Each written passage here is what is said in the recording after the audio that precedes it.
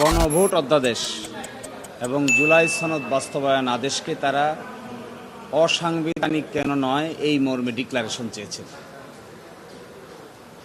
আমরা বলেছি যে গণভোট এবং জুলাই সনদ বাস্তবায়ন আদেশ একটি গণ অভ্যুত্থানের ফল এবং ওই সময়ে এক্সট্রা অর্ডিনারি সার্কামস্ট্যান্সেস মিট করতে গিয়ে তৎকালীন সরকার ঐকমত্যের ভিত্তিতে জুলাই সনদ ঐকমত্য হয়েছেন এবং বাস্তবায়ন আদেশ জারি করেছেন। এবং এই বিষয়টা নিয়ে এখন যারা প্রশ্ন তুলছেন, আমরা আদালতকে বলেছি এটি আত্মঘাতী একটি প্রশ্ন উত্থাপন করেছিল। বুঝে হোক না বুঝে হোক, যারা এই প্রশ্ন আবার আদালত গিয়ে সেটেল করতে চাচ্ছেন, তারা বাংলাদেশের যে পার্লামেন্ট নির্বাচন হয়েছে, যে গণভোট হয়েছে, সেগুলোকে প্রশ্নের সম্মুখীন করছেন।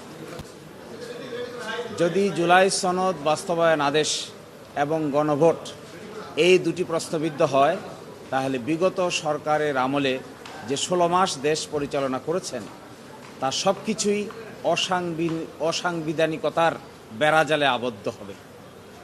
আর তা করে আজকালকার সরকারের পক্ষ থেকে এক ধরনের ইন্ধন যোগানো হচ্ছে।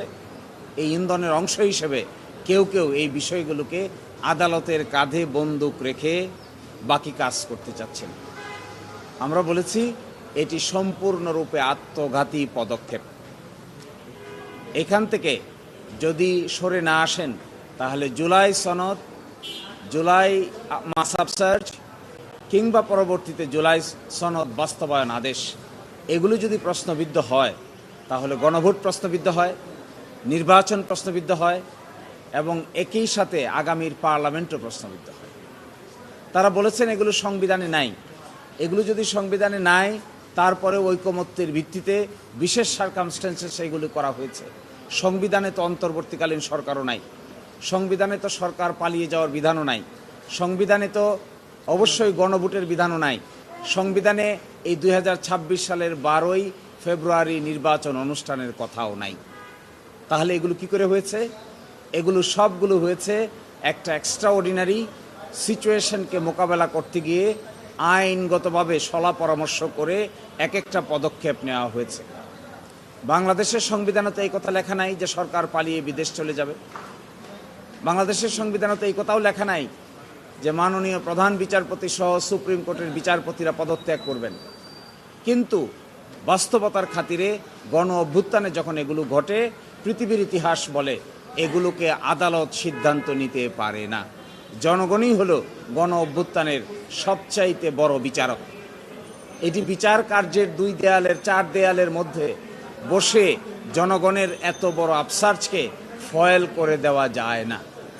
যদি আমরা বলেছি এটাই, এবং এখানে তাও বলেছেন যে দ্বিতীয় সংসদ শপথ কে নেবেন, কে দিবেন? এই আইনের 8 ধারায় বলা আছে দ্বিতীয় শপথ তিনিই দিবেন, যিনি সংসদ সদস্যদের শপথ দিবেন তিনিই দিবেন। অর্থাৎ প্রধান নির্বাচন কমিশনার দিয়েছেন, এখানেও প্রধান নির্বাচন কমিশনার দিবেন। স্পষ্ট আইনের বিধানকে ওনারা এখন এসে বলছেন এগুলো অসাংবিধানিক। এগুলো যদি অসাংবিধানিক হয়, তাহলে হয়তো তারা ক্যালকুলেট করতে পারছেন না নির্বাচনও কিন্তু অসাংবিধানিক হবে।